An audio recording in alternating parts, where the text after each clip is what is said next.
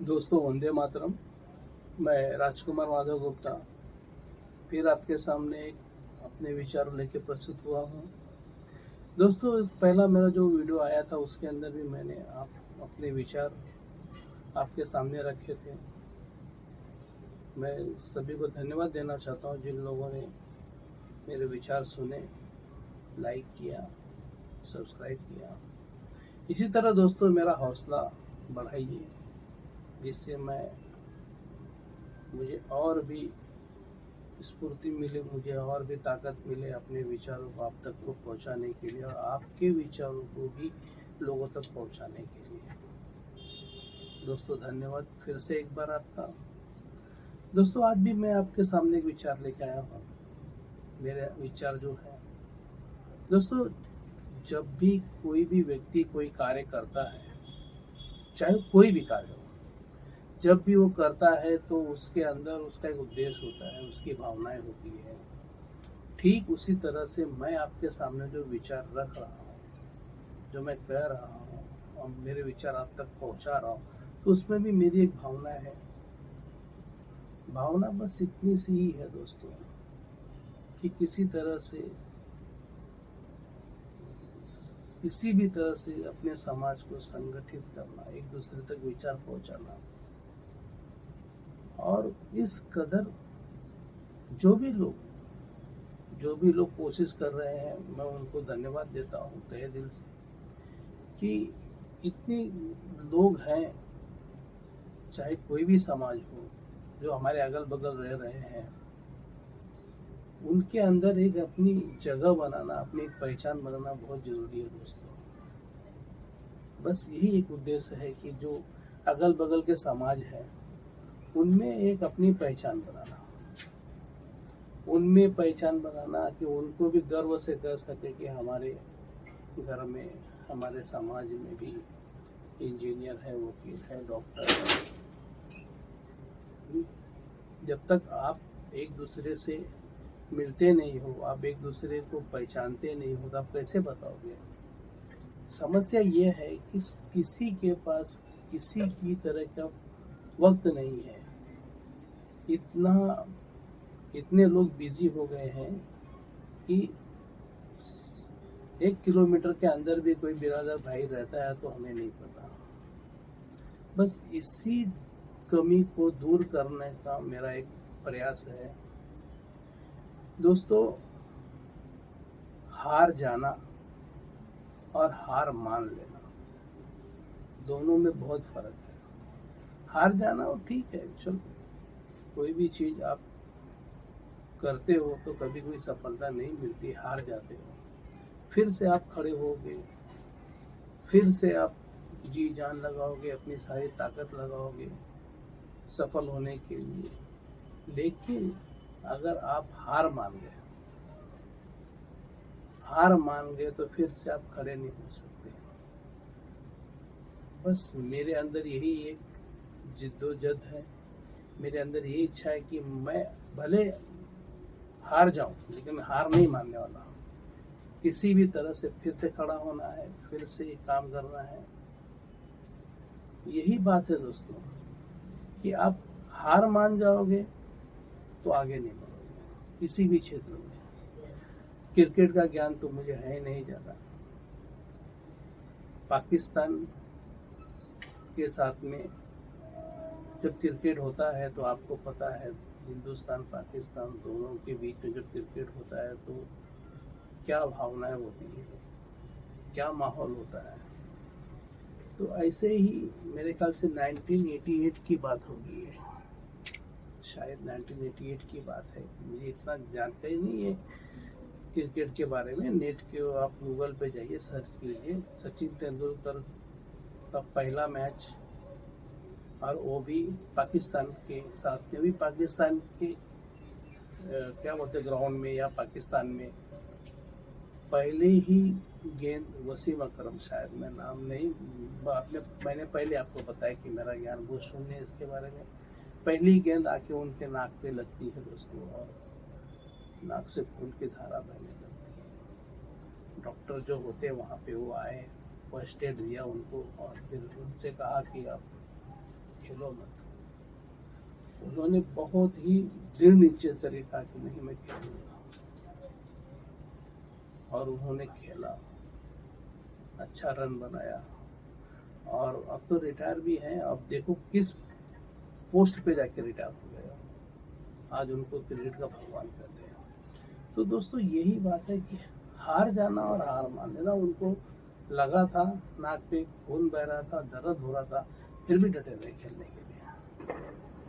अगर मैं हूँ या कोई भी हो समाज के लिए कुछ करता है तो लोगों के ताने सुनने पड़ते हैं, लोगों के पता नहीं कैसे कैसे बातें सुननी पड़ती है, फिर भी लगे रहते हैं। दोस्तों मदन मोहन मालवीय के बारे में आपने सुना होगा। उन्होंने BHU बनाने के लिए बनारस में एक बार हैदराबाद के नवाब के पास चले गए चंदा मांगने के लिए। तो नवाब ने उन्हें चंदे के रूप में अपना एक जूता दे दिया। तो वो भी उन्होंने सर स्वीकार कर लिया और चौराहे पे आके वो जूता उन्होंने नीलाम करने की घोषणा कर दी, या नीलामी में बैठ गए या नीलाम करने लगे। तो ये बात जब नवाब को पता चली तो उन्होंने भेजा अपने आदमियों को, आए और उन्होंने पैसा दे के, माफ़ी मांग के, चंदा दे के उन्हें विदा किया। तो दोस्तों अच्छा काम किया मालवीय जी ने, इतना बड़ा BHU बनाया, लेकिन उसके लिए उनको कितनी मेहनत करनी पड़ी, कितने ताने सुनने पड़े। तो समाज में ये जो कोई भी काम आप करते हो तो आपको लोगों के ताने सुनने होंगे, लोगों की चार बातें सुननी होंगी, घर वाले भी बोलेंगे क्या काम में लग गए, लोग बोल रहे हैं। तो ये सब चलते रहता है। लेकिन कहते हैं ना, एक शराबी है, आप उसे कितनी भी ज्ञान की बातें दे दो, लेकिन अगर उसे बिना पिए वो रहेगा नहीं। और कुछ लोगों के अंदर वही फॉल्ट होता है कि वो बस उनको एक ही धुन होती है कि जिस समाज में मैं पैदा हुआ हूँ उसके प्रति मेरा कुछ कर्तव्य है, जिस देश में मैं पैदा हुआ हूँ उसके प्रति मेरा कुछ कर्तव्य है, मेरा जो परिवार है उसके प्रति भी मेरा कुछ कर्तव्य है। तो सारे कर्तव्यों का निर्वाह आदमी करता है, परिवार का निर्वाह करता है, बच्चों को अच्छा पढ़ाता लिखाता है, अच्छे से परिवार को रखता है, कोशिश करता है कि मेरे वजह से कोई तकलीफ ना हो, देश के लिए अच्छा काम करता है, अच्छा नागरिक बनता है, टैक्स भरता है, जो कायदे कानून है उनका पालन करता है। अब रहिए समाज की बात दोस्तों, समाज में पैदा हुए हो, जिस भी किसी समाज में आदमी पैदा होता है उसके प्रति उसकी कुछ जिम्मेदारियां होती है। मुंह मोड़ के काम नहीं चलेगा, अरे मैं क्यों करूं, और भी लोग हैं ना, क्या मैंने अकेले ठेका लेकर रखा है, ऐसे नहीं चलता दोस्तों। आप तो अपनी जिम्मेदारी झटकने के लिए आप कोई भी बहाना बना दोगे। हकीकत ये है कि कितने दिन की जिंदगी है, बस आए खाए पिए चले गए। देश में आए हो उसके लिए कुछ करो, परिवार में जिस परिवार में हो परिवार के लिए कुछ करो, जिस समाज में आप पैदा हुए उस समाज के लिए भी कुछ करके जाओ। नहीं कुछ ज़्यादा तो थोड़ा ही करो, अपनी योग्यता जो है उस योग्यता के हिसाब से करो। पहले वीडियो में मैंने आपको दोस्तों चिड़िया की कहानी सुनाई थी, सेम वही बात है कि आपसे ज़्यादा नहीं हो सकता है तो थोड़ा ही करो। तो दोस्तों मैं भी मेरे परिवार को अच्छे से रख रहा हूँ, देश के प्रति भी मेरा जो कर्तव्य है वो भी कर रहा हूँ, और समाज के प्रति जो मेरा कर्तव्य है वो मैं करने की कोशिश कर रहा हूँ आपके माध्यम से। बस इसमें मुझे आपका सहयोग चाहिए। यही है कि आप जिस समाज में पैदा होते हो उस समाज, वो भी समाज हर समाज की तरह एक अच्छा हो, अच्छा करने की कोशिश करें कि उसका भी एक नाम हो, मैं तो चाहता हूँ दोस्तों कि जो हमारा सरनेम है गुप्ता है, वो गुप्ता सरनेम एक ब्रांड बन जाए, कि लोगों को ऐसा लगे कि यार एक गुप्ता है, मतलब कोई अच्छे पढ़े लिखे होंगे, अच्छे होंगे, अच्छे पोस्ट पे होंगे, एक ऐसा ब्रांड बन जाए। मेरे अकेले सोचने से कुछ होगा नहीं, जब तक कि आप लोग का सहयोग न मिले। और मैं दोस्तों, मेरे बोलने से अगर एक बच्चा भी के भी दिमाग में बैठ जाता है कि नहीं मुझे पढ़ लिख के कुछ बनना है, तो मैं सफल हो गया। दोस्तों, मुंबई में अभी भी कुछ लोग हैं जो हर साल समाज का सम्मेलन बुलाते हैं और बड़ी ईमानदारी के साथ में समाज को एकत्र करने की कोशिश करते हैं। वो अपना काम बहुत ही ईमानदारी से करते हैं। मैं जानता हूँ 2-4 लोगों को, तो सभी को मैं धन्यवाद दूंगा कि सभी लोग अपनी अपनी तरह से कोशिश कर रहे हैं। और मैं चाहता हूँ जितने लोगों तक ये मेरी आवाज़ जा रही है, जितने लोगों तक मेरे विचार जा रहे हैं, मैं चाहूँगा कि आप लोग भी उन्हें सहयोग करें, सकारात्मक दृष्टि से सहयोग करें। दोस्तों, मैं हमेशा कहता हूँ कि नज़र बदलोगे तो नज़ारे बदलेंगे, नज़र बदलोगे तो नज़ारे बदलेंगे, सोच बदलोगे तो सितारे बदलेंगे। आपका नज़रिया सकारात्मक होना चाहिए, आपकी सोच सकारात्मक होनी चाहिए। आप किसी के भी काम में अगर आपको कमियां निकालनी है तो आप अच्छी तरह से, कोई भी निकाल सकता है कमी, लेकिन आप उसकी कमी को न देखते हुए उसकी भावनाओं को देखिए, उसके कामों को देखिए।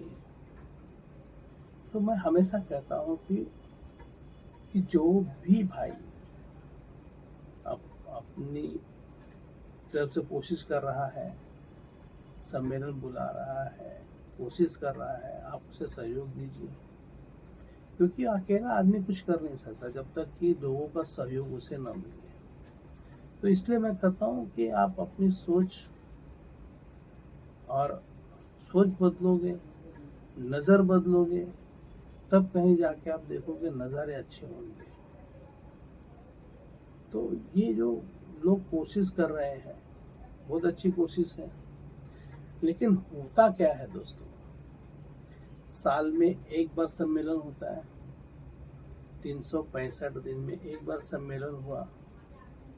उसके बाद क्या होता है कि 10 दिन तक इंसान के अंदर दिलो दिमाग में बातें जागृत रहती हैं, बाद में धीरे धीरे भूल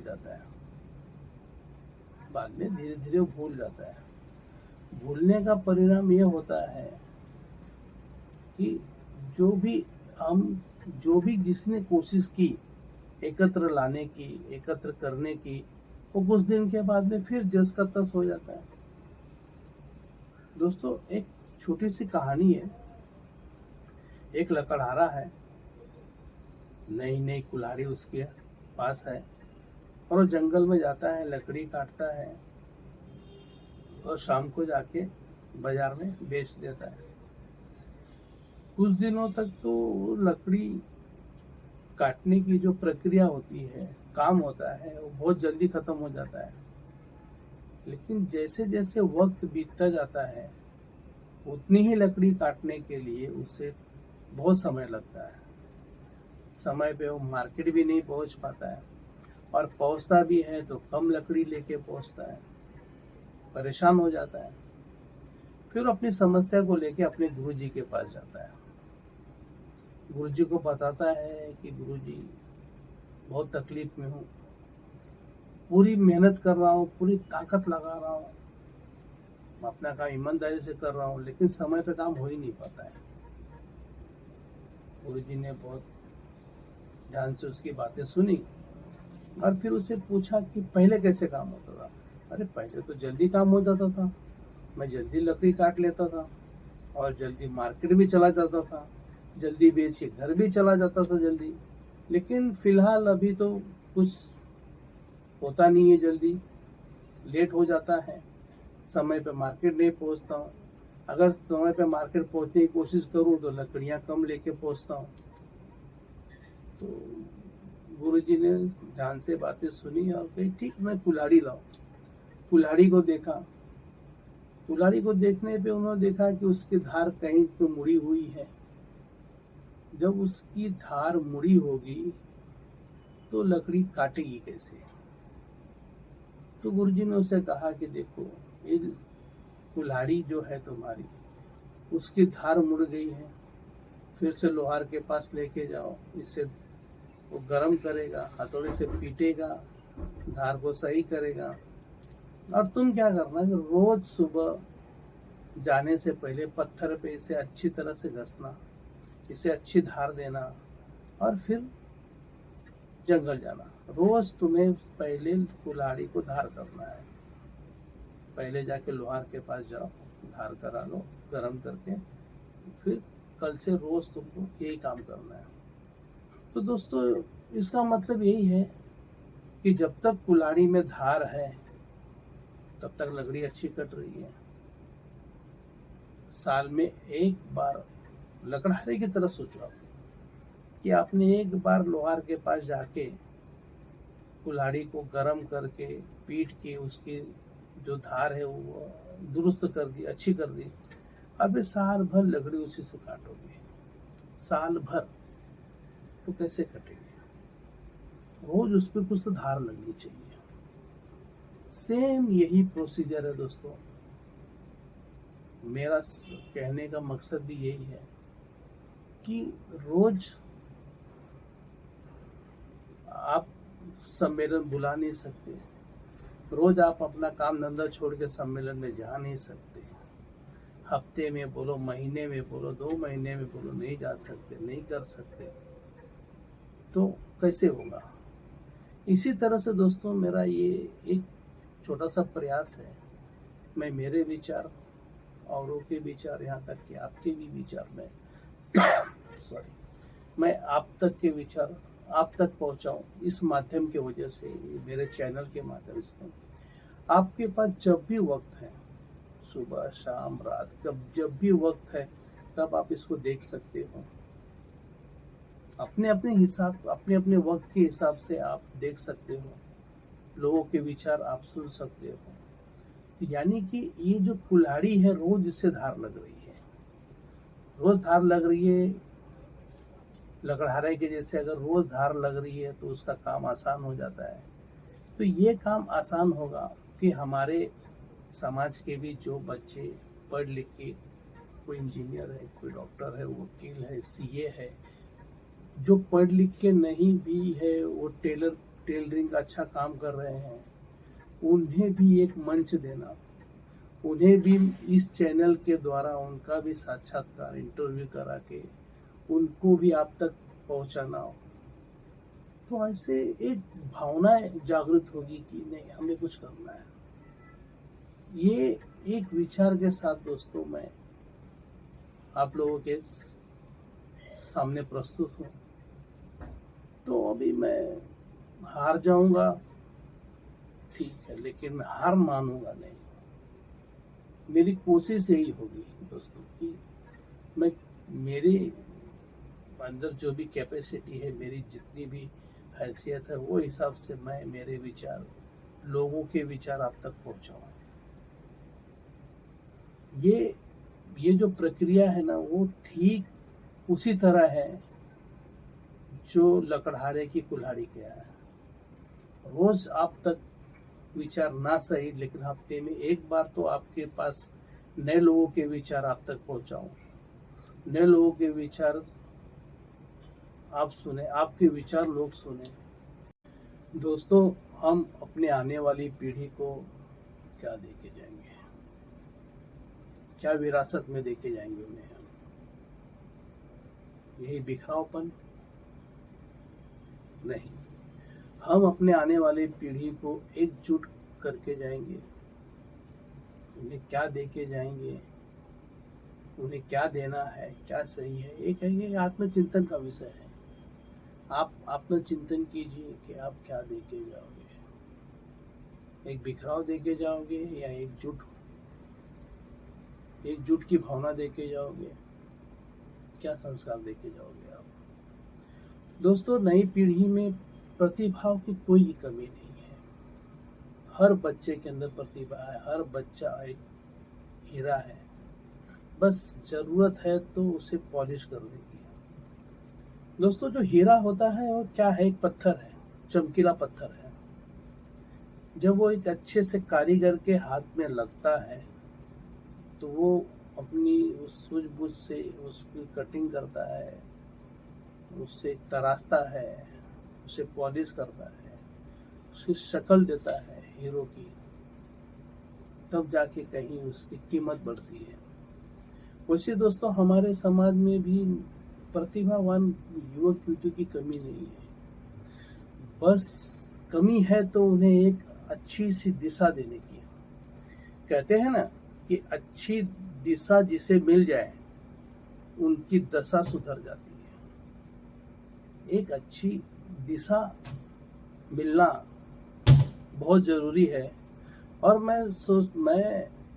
मेरी ये सोच है कि जैसे बाकी समाज के लोग हैं जिनको उचित मार्गदर्शन मिलता है, वैसे हमारे भी समाज के जो युवक हैं उनका भी हक है। उनको भी एक उचित मार्गदर्शन मिले, उनको एक अच्छी दिशा मिले, ताकि उनके भविष्य की दशा सुधर सके। दोस्तों, नई पीढ़ी, नई उड़ान, नया आसमान, मेरी सोच है। नई पीढ़ी, नई उड़ान, नया आसमान। अभी आप सोचोगे कि नई पीढ़ी तो ठीक है, नई उड़ान क्या है, नया आसमान क्या है? दोस्तों, नई पीढ़ी जो है उसके लिए नया आसमान, नई उड़ान, यानी कि पारंपरिक जो व्यवसाय है वो जो है, अगर किसी के अंदर प्रतिभा है कुछ बनने की, पढ़ के कुछ करने की, तो उसके लिए वो तो नया ही आसमान हो गया ना दोस्तों। जैसे किराने की दुकान किसी की हो, उसका लड़का अगर इंजीनियर हो जाए, वकील हो जाए, डॉक्टर हो जाए, सीए हो जाए, तो उसके लिए तो आसमान नया है, नया क्षेत्र है, नई उड़ान है उसके लिए।